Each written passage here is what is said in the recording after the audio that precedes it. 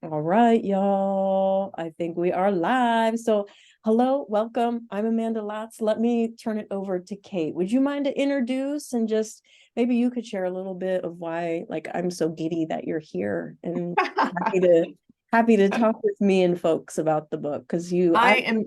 I couldn't have done it without you, Kate. Oh, that's so kind of you. You totally could. I'm Kate Theroff. I am an editor for the Future series on community colleges, the book series that this book is. I'm so proud is a part of, and it was such an honor and a privilege to work with Dr. Latz on this book. It is as soon as I heard about the topic, I knew this is something that we need to get out in the hands of practitioners as immediately. And as soon as I started talking with Mandy about it and just knowing what a great, you talk about like care-centered institutions, you're just such a care-centered scholar and practitioner and person. And I knew that you were the one to bring this book to life. And again, it's one of those books that I'd love this office hour for you to share a little bit about your process, because I think that's really a lot of learning on how to do these kind of books and this kind of research well is going to be important. And hopefully to inspire future research, because this is a topic that is ever evolving. As soon as this book is published, it should inspire new research, right? So that we can keep learning and doing what we can for our students and our faculty and our colleges and our communities and the whole ecological model that you talk about at the end, Mandy. So my honor and privilege to be here. I'm learning every time I get a chance to interact with you, Dr. Latz. So just thrilled to be here. Thank you. Thank you, Kate. Thank you. Lauren, my dear, you want to share a little bit about you? And I hope things are going well at ASU and you're doing all the good things. How are Yeah, you? yeah, happy to be here and be able to talk with you all. My name is Lauren Cater, she, her. I'm a third year PhD student at Arizona State University in the Justice Studies program.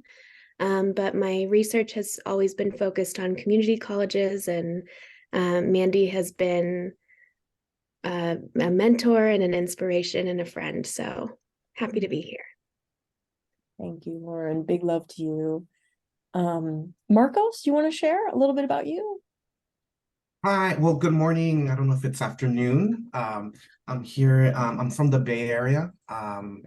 So I'm originally born and raised in San Francisco from Salvadorian immigrant family. And so I currently am faculty, but at the Personal Counseling Center for Kenyatta College in Redwood City. So it's a faculty position slash I'm really the therapist at a student mental health center. And so by profession, I am a licensed marriage and family therapist. And I'm actually fairly new to higher ed. I, for a long time, did a lot of work with justice-related youth and families, working in San Mateo County Juvenile Hall, and in San Mateo County just with different families. And now I'm in the community college setting. And this past August, I just started doctoral studies at USC. And so I'm in the organizational change and leadership program for USC. Wonderful. Marco, I'm so glad you're here. It's really nice to know you, and your journey sounds pretty awesome. So thank you for being here. And hopefully we can learn from you as well in the space. All right, Mike. Hi, everyone. My name is Mike Martinez, and I'm the newly appointed Associate Director for Training and Development in the Office of Inclusive Excellence at Ball State. I am also in my fourth year of my doctoral program, and Dr. Latz is actually my advisor. So it's great to be here, great to see her work and to participate and relish in the amazing accomplishments of my advisor. So, and there's lots to learn still. So it's good to be here with you all, and I'm looking forward to some discussion. Yeah. Thank you so much for being here and supporting, Mike. It means a lot for you to be here and jumping on the call. So, I would be happy to kind of get us started out just with like a little bit of storytelling around the book. Maybe that can help get us going. I know, Kate, you kind of wanted to you kind of encouraged me to talk about the book writing process, and I'm not sure if folks have had the chance to read it or not, and if not, that's totally okay. But I can talk a little bit about it, and then we'll turn it over to y'all for questions or whatnot. And Kate, you spot me, and please feel free to jump in with comments as you would like. So this study, I like to call it a crock pot study because it took a long time to do, and it definitely didn't happen it was not a microwave study, so it was simmering for a long time. So I had the good fortune in the spring of 2017 to take a sabbatical, and a lot of things had happened leading up to that sabbatical that made me focus as a researcher and scholar on community college student mental health. They were my own experiences during my doctoral program. I taught as an adjunct at our local community college from 2006 to 2011. And during that time, during that time, I fell in love with the community college space, and I fell in love with the students. And I thought, oh, this is where this is where I need to be, because I fell in love with the students. They were, I don't know, for so many reasons that we don't really have time to get into, but just loved it. I loved the work. And I also knew, though, that a lot of the students that I was working with were struggling with their mental health. It wasn't ubiquitous, but I just, whether they knew it or not, or whether they had a diagnosis or not, there were things, and just sort of that was on my mind. But I wasn't in a space where that was something I was ready to research quite yet. The other thing that happened, and I always hesitate or struggle to say this because I don't want us to conflate mental health and violence. That is not something that I want us to do. But in 2015, that fall, there was a mass shooting at a community college in Oregon at Umpqua. And if I'm not mistaken, my memory serves, 9 people passed in that event. And it was kind of the first time that a major event like that happened at a community college. And it was pumped out in the media, and it shone a new kind of light on this issue. About a year later-ish, there was a report that came out from the Hope Center that was at the time at the University of Wisconsin, led by Sarah Goldrick-Rab, that stopped me in my tracks. The report was called Too Distressed to Learn, and it was focused on community college student mental health. And the takeaway for me in the executive summary was that 1 out of every 2 community college students is struggling with their mental health in some form or fashion. And I was like, 1 in every 2, 50%. And I mean, that was very, that took my breath away a little bit, because I think I intuitively kind of thought that it was a thing, but then I saw that statistic and I thought, oh my gosh. And then this really made me want to know more. And in planning this study, I thought to myself, who knows community college students best? And I thought faculty know community college students best. And my rationale was based in my experience, but also in my expertise in terms of reading the literature, suggesting that, for a lot of community college, like a community college student could get through without interfacing with anybody but faculty. There's no guarantee they're going into the library, talking with the librarian. There's no guarantee they're going to actually meet with their advisor, but we know they have to. If they're a student, they're in a class, they have to interface with faculty. So faculty are going to kind of have the most touch points, regardless of modality, whether it's in Canvas or it's in Blackboard, or if it's an email, or if it's on Zoom or what have you in an in-person class. So I want to talk to faculty about this. I want to talk to faculty about what they're seeing, what their experiences are. So in that spring of 2017, after kind of all this had happened that got me interested in this topic, I said, let me go talk to faculty. So in building the sabbatical experience, which I feel so fortunate to have had, I said, let me go, and I'm going to interview faculty about their experiences and their perceptions of this issue. So the study from which the book was born was conducted at one institution in the Mid-Atlantic area. And that institution had 5 campus locations, in addition to an online, I don't know if we want to call it a campus, but an online type of branch. And over the course of that spring, I interviewed 22 faculty members using an interview protocol that I had built. And, you know, for the doc students in the room, I envisioned doing this work as a constructivist, grounded theory study. But as I moved toward the book, kind of shifted to what is called reflective thematic analysis in order to build a total work, a book that I felt would be a little bit more accessible, and just frankly, more readable, without getting too much into the, I like to intellectualize, and I didn't want this book to be chock full of inaccessible theory. Maybe that can be a thing for later. But anyways, oh my gosh, the data collection was amazing and exhausting.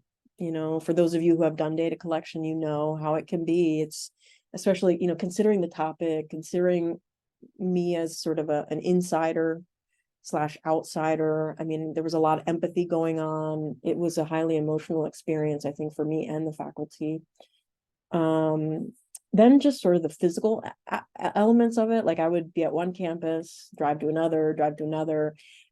I ended up getting sick after 2 weeks of doing it. It was like, these are germs I haven't been around, you know, maybe that was a part of it, but I think I was hustling and maybe did a little, I mean, it's a good lesson in how to do field work and how we need to take care of ourselves when we're doing it.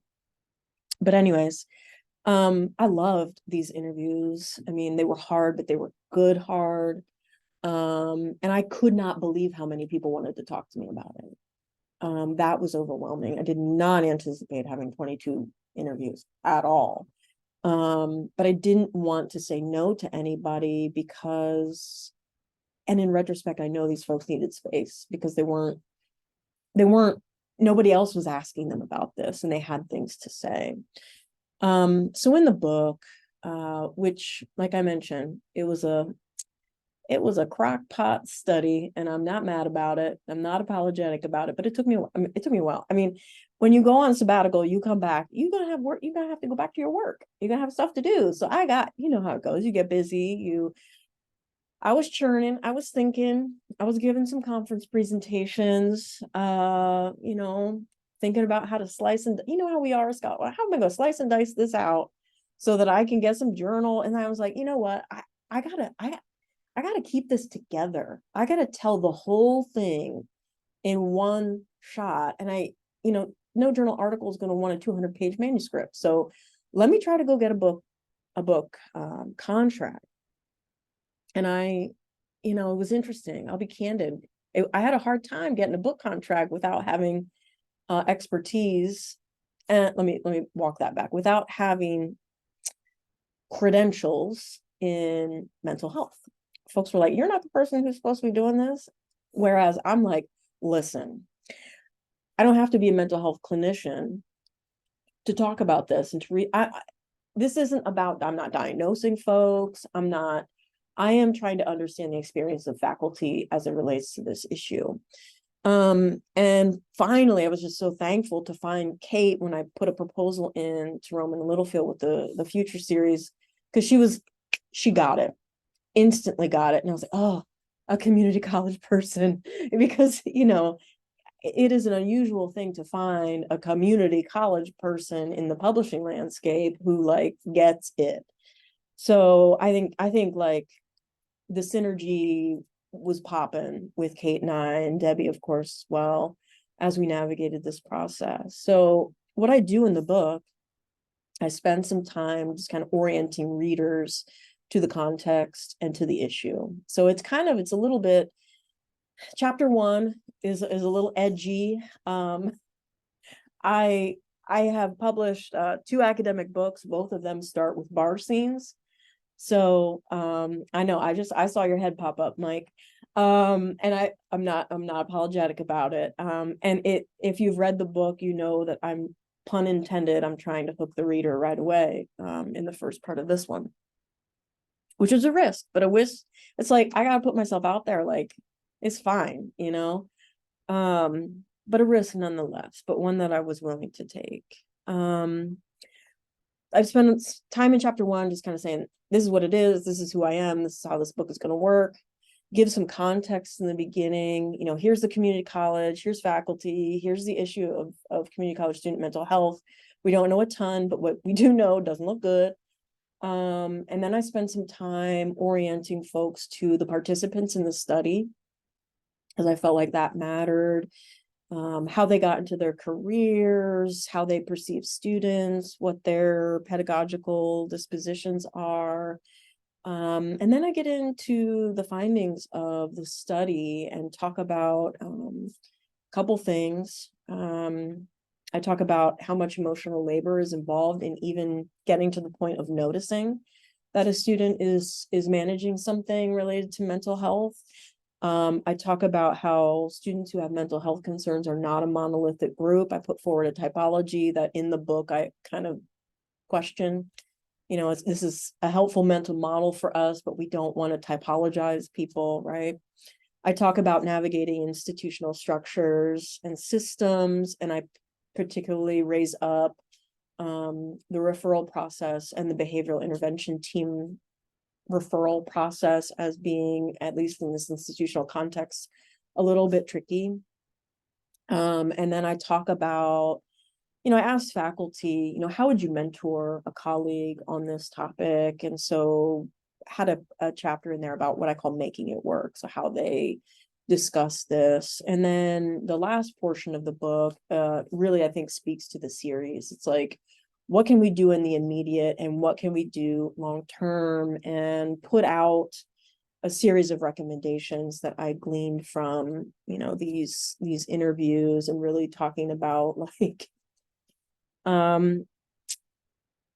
we need to, like, this is an issue. It is serious. It's not going away. I make the argument for why I think it's going to become worse, and how we need to just normalize it. And I don't know, I'm just going to kind of brainstorm a couple of the recommendations that I made. I don't have the book in front of me, and I don't want to like spend a lot of time just rehearsing that, but thinking about being more intentional about our behavioral information teams and the reporting that goes through that team.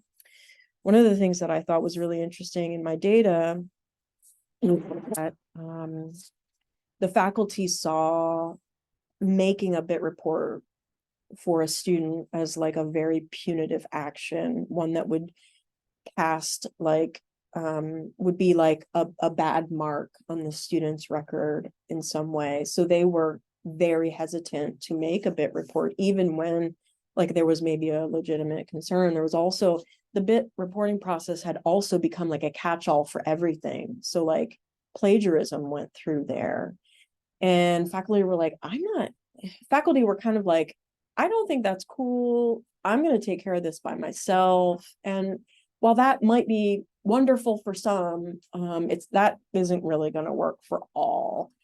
So like thinking about that was important. I talk a lot about, just leveraging data. And if you don't have data to leverage, we need to take it to like, you need to be a student of your students, and you need to assess, and you need to understand what's going on with them. And a screen is not a diagnosis, but a screen is good enough. There are a lot of reasons why our students maybe don't have diagnoses. That costs money.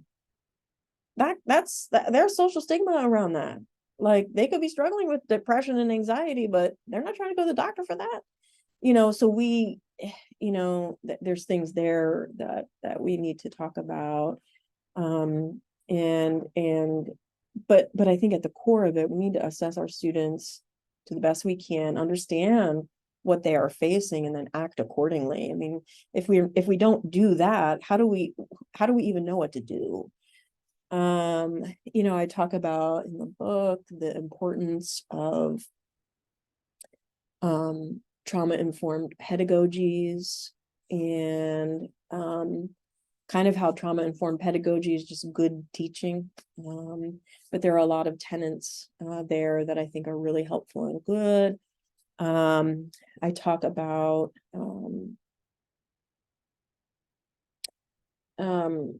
the importance of making this, I would say, bringing social workers onto campus as being a good thing. And that, you know, I have seen like some trends recently where a lot of community colleges are hiring, especially in the enrollment management and planning areas, a lot of folks are hiring MBAs, which is fine and good. But like, we need to hire folks who know people. We need to hire folks who understand ecosystems in which folks live and how to connect folks with resources that maybe the colleges themselves cannot provide, but they can be the conduit between students and community resources. I'm kind of zigging and zagging y'all, but another one would be to helping folks on campus, faculty in particular, understand counseling micro skills or micro counseling, like how to listen. You don't need to have a credential in counseling to just listen to a student who has things they want to share. And those things can be really, really, I mean, just the tenets of active listening can be really like mind-blowing to people. So anyways, let me just close there, so I don't want to drone on forever. But Kate, if there's anything that you would like to add before we kind of get into a fuller conversation, I'd love that. A beautiful summary, and I think like you, I'm just sort of eager to have a conversation. So, and I saw some heads nodding along with mine when you were talking too. So I'd love to just open it up, if that's okay. Yeah. Any big takeaways or any questions or any, that's interesting. Tell me more. Well, I mean, I can share, you know, I think for me, it's, I'm a coordinator, right? I coordinate the services, and I'm coming fresh from a mental health system, right? And into a higher ed system. And I think one of the things I felt validated by the book was how much faculty, which I already have experienced, how much they're connected to the students, but how much they need more training. And I was really surprised by that. I think coming from the mental health system, I don't know, because I interacted more with K through 12, where there's a little bit more exposure and training, but I think there is a sense of faculty, a lot of the frontline, you know, student facing staff, just how much training they don't have. And you're right, I think, on around the trauma informed pieces, and just even just more the reflective listening, and just being, you know, validating and being empowered, that how much relational connection goes such a long way, right? And so I find that a lot of the work I'm doing is empowering faculty. It's like you are a model, especially when, at least in our campus, we have a lot of Latino faculty, right? Which is amazing, right? To have a professor that's of your same culture, that cultural match. Yeah, and so just empowering a lot of faculty, I find I'm doing a lot of that. Just know that your relationships are going a long way, and yes, I'm the professional, but you're a big part of that. I always like to extend the relational networks, right? And yeah, and thank you for validating a lot of I think your research validated a lot of the things I'm seeing currently.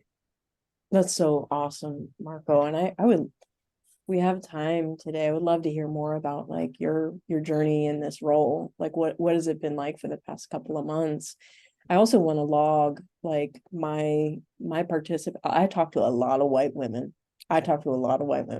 19 of the 22 folks that I talked to were white women.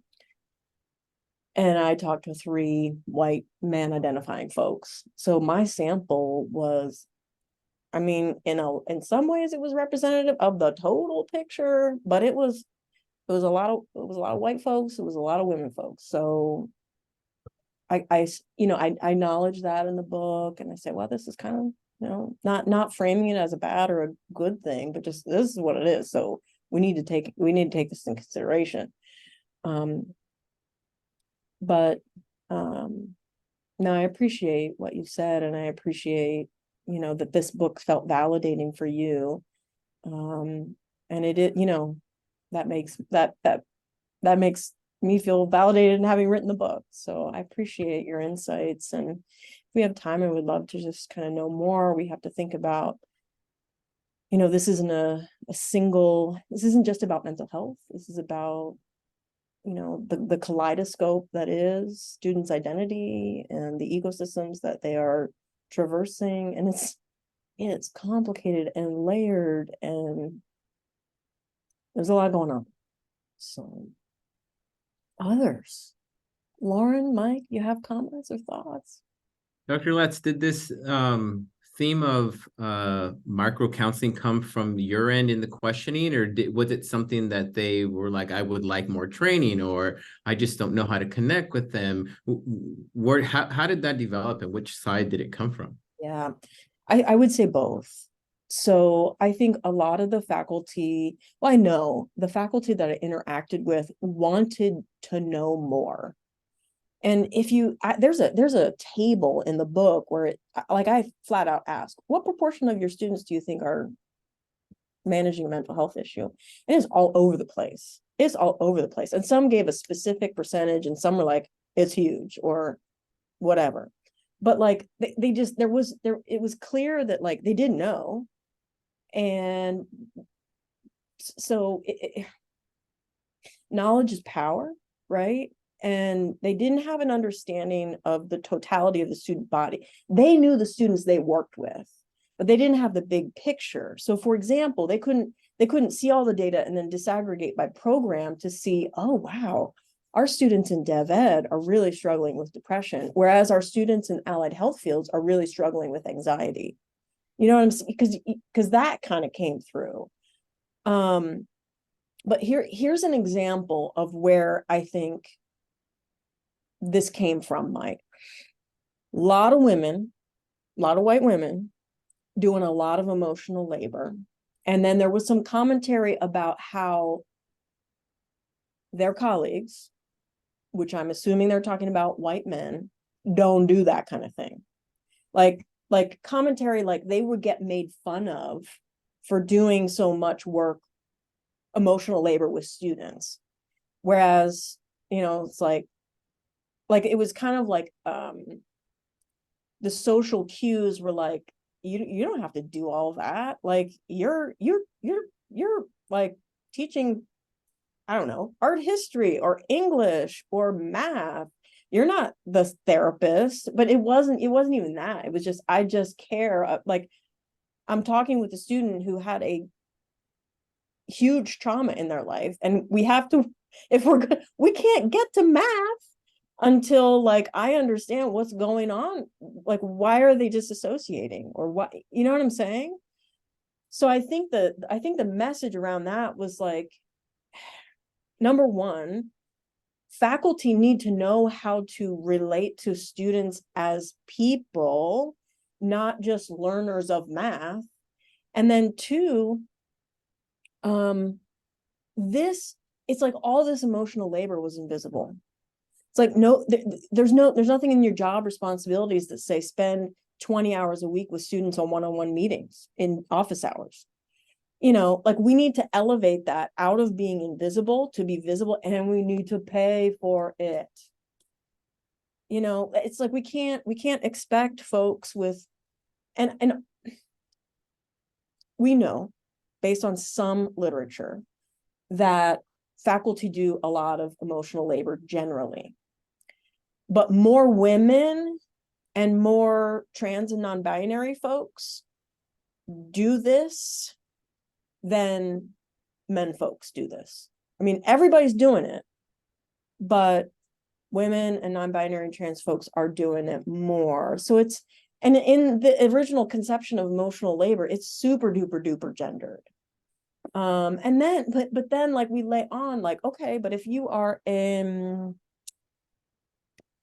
you know, thinking about the Latino, Latina, Latinx, Latine faculty at Marcos's institution, those folks might be doing even more emotional labor because students who look like them are coming to them. And that, that, Mike, that's the cultural taxation part too. It's like, well, how do we reward mentoring? How do we reward people who are paying this cultural tax? Because nobody else on campus is trans. Nobody else on campus is Vietnamese. So that person becomes the person for the students. And that's a lot. So I think, Mike, to get to your answer, it's both. And then it also just had me like, you know how it goes when you do a study, you find you things come up that you weren't expecting. So then you go back into the literature and you're like, oh, well, I'm going to read some stuff on helping and supporting students. And then, oh gosh, yes, like that stuff comes from, I think, largely student affairs, but we know that community college faculty do a lot of student affairs-y kind of work. So kind of bringing those two things together, Mike. Sorry, that was like, you got me excited. Thanks, Dr. Letts, for that. I mean, I love this conversation. Sorry if I interrupted there, but No, go ahead. Oh, Lauren, please, you go first. I'll hold on to mine. That's okay. I was gonna kind of take it in somewhat of a different direction. That's fine. Go for it. I had a lot of, sorry, I'm like trying to calm myself down a little bit. Yeah. You can go ahead. Sorry. No, for real. This is why this book is so important, because it's all about relationships and emotions and like who we are. This is intense stuff for real. So, and maybe this is going to be related to what you're going to say, Lauren, but like this, we've learned more and more about this, a sense of belonging, how key it is right now. It's not just DEI, it's like DEI and really the umbrella is this sense of belonging that's so important. Can we do that without relationships? I don't think so. Can we do that without really getting to know our students? No.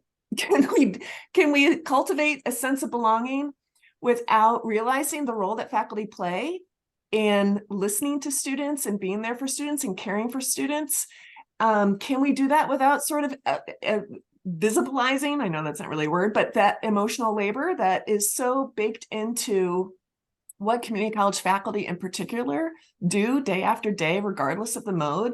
Like, I guess that's just connecting, whether it's terms like emotional labor or micro counseling, but like really just recognize this is about a sense of belonging for our students that is essential for learning and their success and broader outcomes for themselves, their families, and their communities, right? So not really a question there, but just recognizing just how important this is.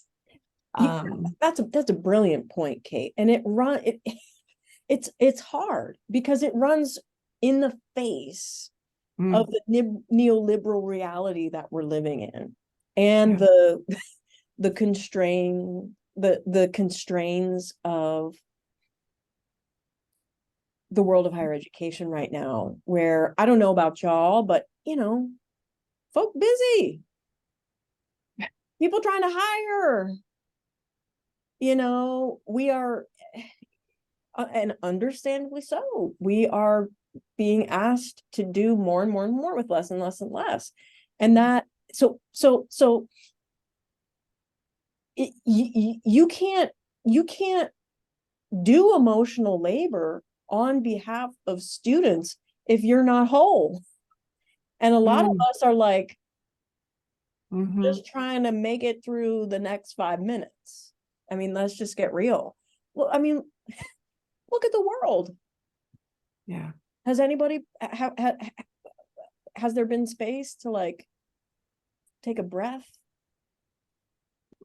And it's just like things just keep coming, And it's coming, and it's hitting people different because the issues are different and they're connected to the issues in different ways. And, it's a lot right now. So we have to think about how do we build this into faculty loads? How do we build this in and how do we take things away so that this can go into a 40-hour week reasonably? So it's that we gotta make it visible, and then we have to pay for it. Because if we don't do that, we're just gonna keep grinding folks into the ground. Yeah. And I don't want higher ed to see. I mean, we're seeing it in K-12, we're seeing it in healthcare, we're seeing it, so I'm so sorry. This is getting me fired up. If you're, whenever you're ready, Lauren, or if Marcos, I see you're unmuted, go ahead. And I think that's, in the mental health space, as clinicians, we are trained and starting to look at, for the most part, there's been a trend in trauma-informed care to look into our vicarious trauma, right? And I don't know, I don't know if this has been named, right? But the community college student comes from the communities they come from, typically higher community violence, right? Lower treatments, lower access to treatments. Probably if you do the ACEs, higher scores on that, right? And so when we even look at faculty or anybody student facing, right? It's like there is a toll that eventually vicarious trauma will take on you. Yes. You are listening to stories and narratives, right, that are just so profound, and they might not even be processed yet because there's no access, right? So, right. And so I think that's kind of like the pain, I think that students are carrying, right, is not acknowledged, I guess. I don't know if it's maybe that's what it is. It's not acknowledged that we, and that's one of the things I like to point out to a lot of the therapists I'm training, and even to faculty when I can, is like, for a lot of students, right, going to campus might not be a safe experience for them, right? They bring all the memories of K through 12. Yes. Bring their memories of their family of origin. I mean, it's very complex. It's not just I'm going to campus, right? Yes. And so it's like a very loaded thing, right? And I always contrast it with, when I come to work, for the most part, right? It's kind of, I'm happy and I'm excited to be in this beautiful campus, but a lot of these students are dealing with, right, memories, triggers. I mean, just it's very loaded. And so to be carrying that, right? And of course, students are looking to get support from that. That is a lot. And to your point around how do you measure that, or how do you compensate for that? I mean, and you can't do learning without recognizing that and relating to that. I mean, you just can't. So, yeah. I love that, Marcos. Quick story. I used to teach first year seminar. It was a 50 minutes a week course. Walk in class one day, there's a student in there he's drunk and he's being inappropriate.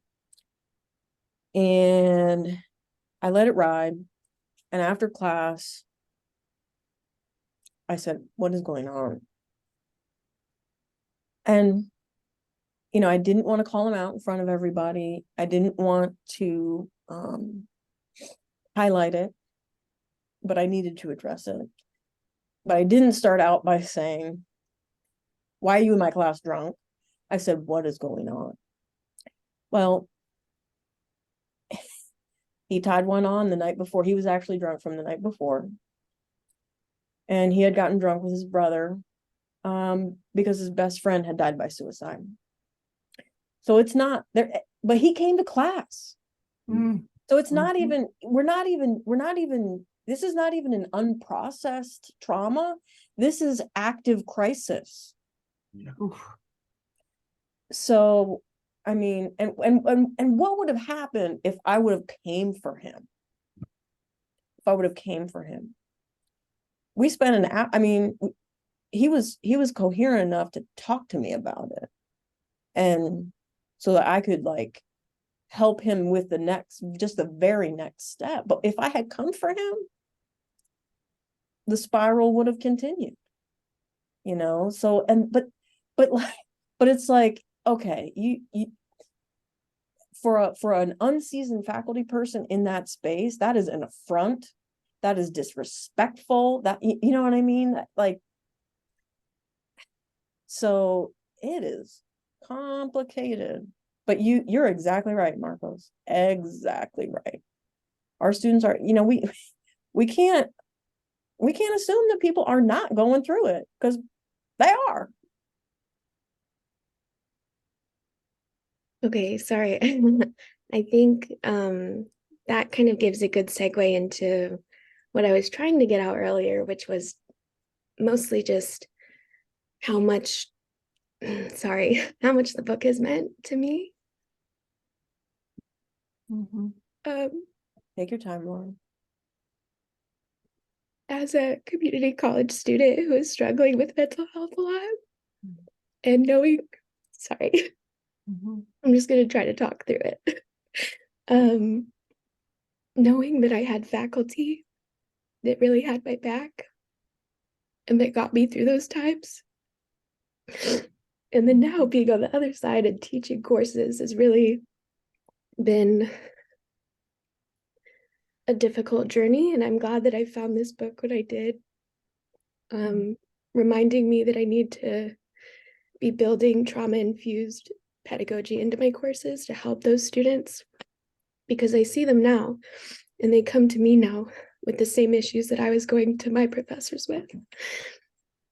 And I really would love to be one of those professors that was impactful and changing for students with mental health concerns. So sorry, I just really appreciated how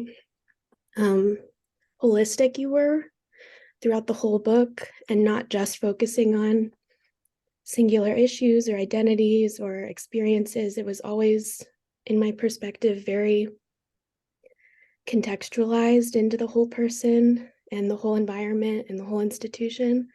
And I think that's something that's really challenging to do, especially in as much depth and detail as you did. And I think you really did the issue justice and your participants justice. So sorry for being so emotional, but it's a hard topic, and your book was really, really impactful and helpful for me. That means the world to me. That means everything. Thank you.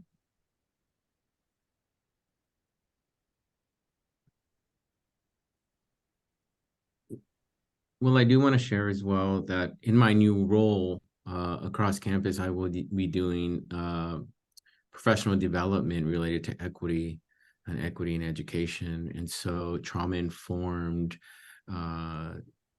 professional development, I think, is vital. And this book then adds an understanding of mental health and what Dr. Latz just talked about, of like, if she would have come for that student, right? And so if these trainings are geared in a very purposeful way, and they can spark self-reflection for, hopefully, right, for the faculty member, and at the same time give them some tools to utilize, and to take a step back and not be that professor that immediately reacts and jumps on the person, but then pauses and tries to understand why the student is drunk in the classroom.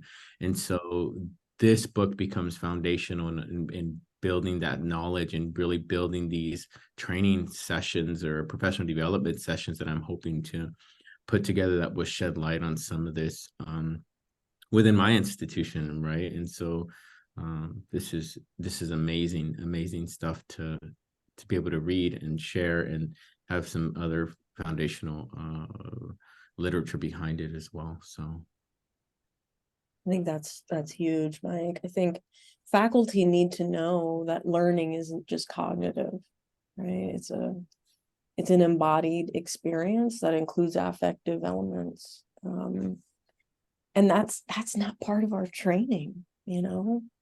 It really isn't. But and I think Marcos, you brought up a good point too. It's like for a lot of the students who come onto community college campuses, educational spaces were very traumatizing. And here we go again, you know. So how do we,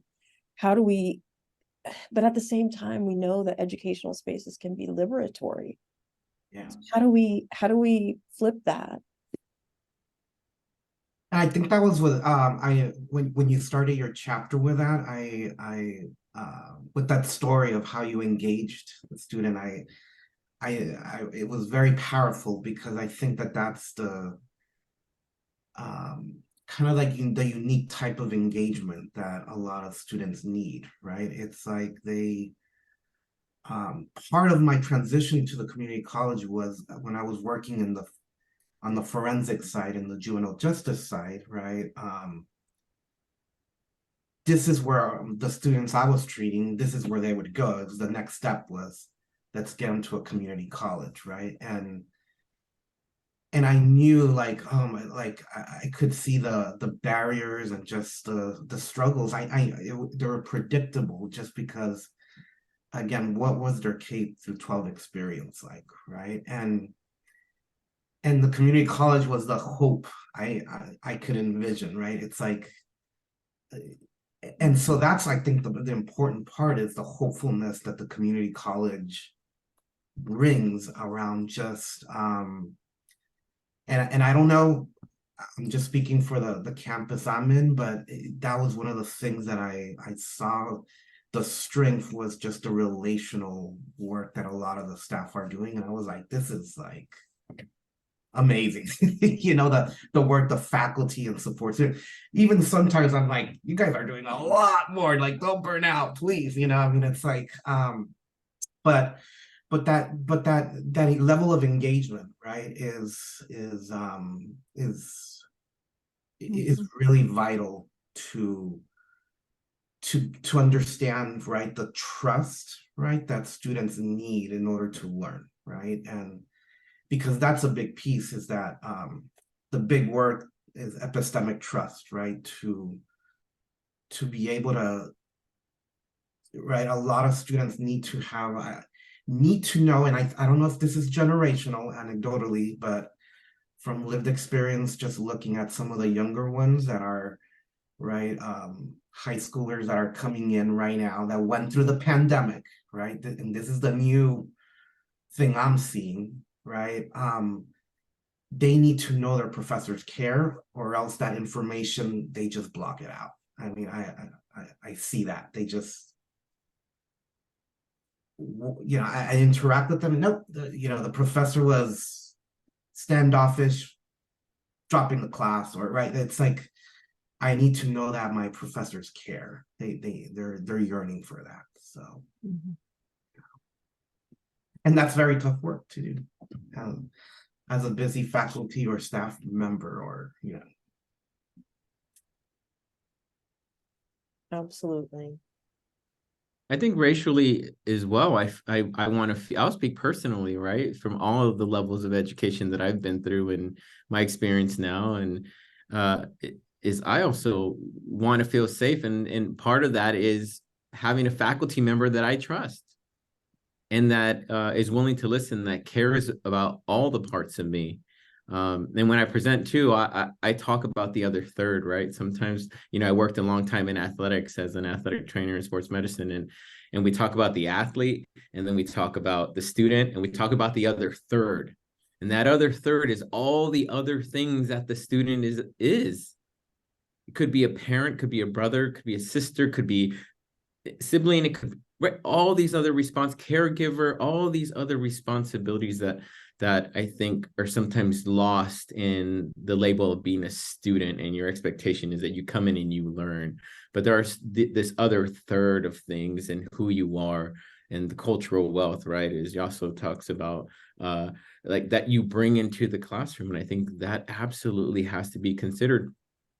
And my work is in validation, and validation is part of the journey to then developing trust, to then developing and understanding, getting to that sense of belonging. Because I don't know how I would ever feel in certain places that I have a feel that I belong there without having trusted my faculty or a person to then say, yeah, I mean, this is something that I consider valuable and that I consider honoring of me in my person.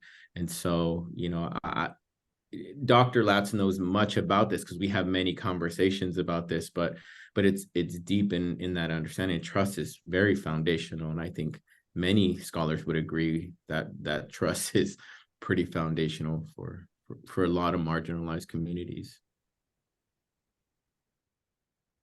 And I think the mental health portion of that is right. That part of that too. Those who suffer from mental health then get marginalized, and like Dr. Latz was talking about, stigmatized, right, and minimized in many ways. So yeah, that's a whole nother group. Sorry, Kate. Yeah, no, where this conversation is just looking at some of the recent headlines in Inside Higher Ed or Chronicle of Higher Education, where it's, this is a crisis in higher education because of generative AI. What's higher ed going to do? Because now students have access to Chat GPT. Guess what can't be outsourced to Chat GPT? Relationships, trust, emotional labor, caring.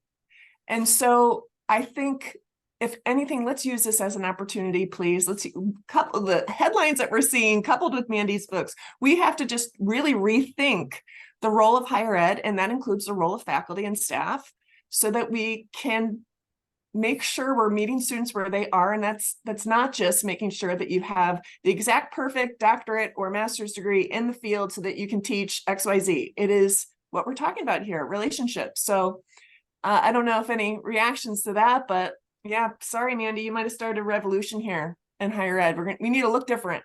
We need our values need to be different. So just a small thing we need to do is just like totally upend our institutions. Just like Mandy, when you were saying that some of the folks would get made fun of for doing emotional labor work, it's a whole culture that's so challenging to navigate within and break through and continue doing the hard work that's undervalued and unpaid. But yeah, I agree. It's kind of systemic and something that needs more voices on it. And I think your book is a great contributor to pushing more care and more love into higher ed. Thank you. Thank you. I love that. I love that line, Lauren. It does. We need more care and love in higher ed.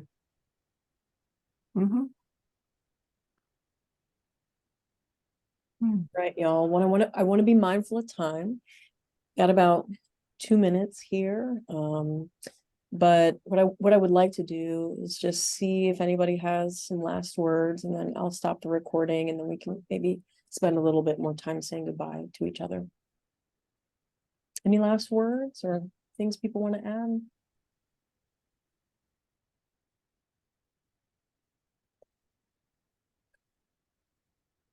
I mean, I think I want to just name, I think the book was very like validating, and it just it gave words, I guess, to certain things I'm seeing, right? And Yeah. that's always just so valuable for me as a therapist and as a human being. I don't know, I just need something there to describe the phenomenon. So I just wanted to express gratitude for that's always just so important, to have like a name and just something to at least begin to ground on, and that was great to have. So thank you. You are so welcome. I just have to say too, expressing gratitude back, like this is this conversation here today has made all the hard work worth it. You know, this is, if this is all, this is enough. This is enough, really is. So I can't say thank you enough to y'all.